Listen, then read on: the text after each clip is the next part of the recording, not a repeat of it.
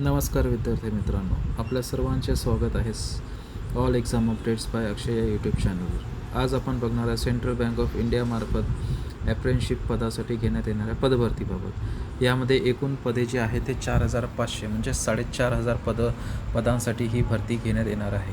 याची सुरुवातीची तारीख जी आहे, एक्झाम फॉर्म भरण्याची सुरुवातीची तारीख 12/6/2026 आहे व शेवटची तारीख जी आहे एक्झाम फॉर्म भरण्याची ती आहे 22/6/2026. आणि याच पदभरतीची एक्झामिनेशन जे राहणार आहे ही जवळपास जुलै महिन्याच्या पहिल्या हप्त्यामध्ये एक्झाम घेण्यात येणार आहे.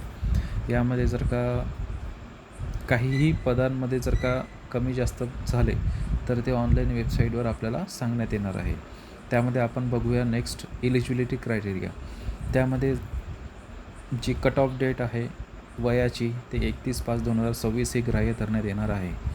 त्याच्यामुळे आपलं जे वय आहे ते 31/5/2026पर्यंत 20 किंवा 28 पाहिजे आहे. एज रिलॅक्सेशन जर का बघतो म्हटलं आपण, किंवा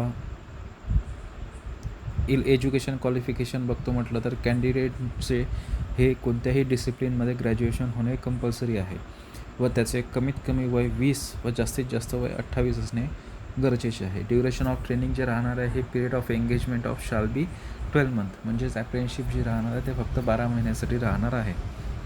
त्यामध्ये जर का एज रिलॅक्सेशन आपण बघतो म्हटलं तर SC आणि ST कॅटेगरीसाठी 5 वर्ष आहे, OBC कॅटेगरीसाठी 3 वर्ष आहे.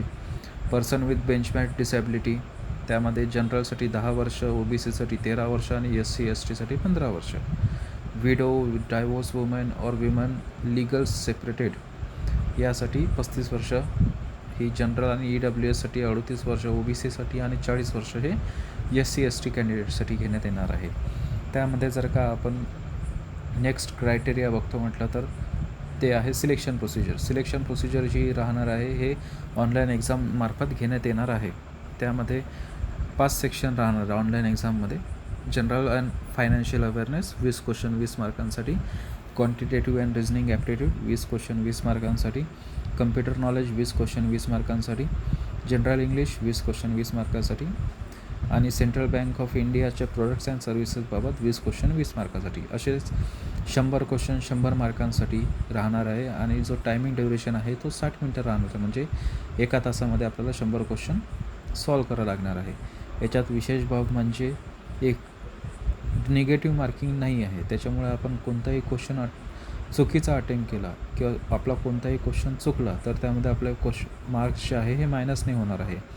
यामध्ये ऑनलाईन एक्झामिनेशन क्वालिफाय झाल्यावर त्यामध्ये आपण त्यानंतर आपल्याला ते टेस्ट ऑफ लोकल लँग्वेज द्यायला लागणार आहे. म्हणजेच आपण महाराष्ट्रासाठी फॉर्म भरतो म्हटलं तर आपल्याला मराठी लँग्वेज येणं गरजेची आहे. त्यानंतर आपलं फायनल सिलेक्शन त्यांच्यामार्फत हे घेण्यात येणार आहे.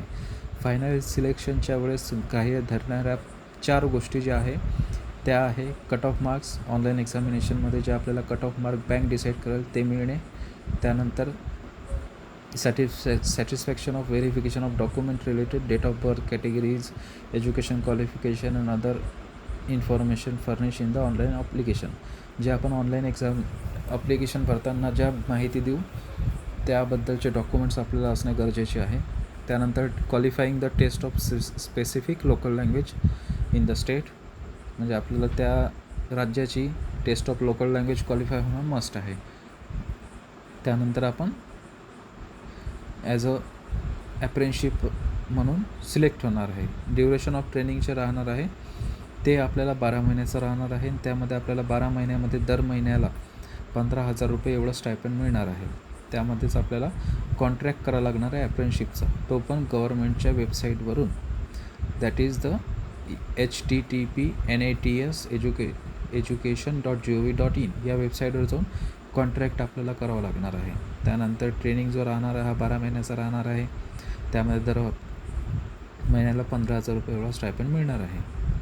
त्यानंतर आपण जर का ॲप्लिकेशन फीजबाबत बघतो म्हटलं तर जनरल EWS OBC मेल कॅन्डिडेटला 944 रुपये आहे.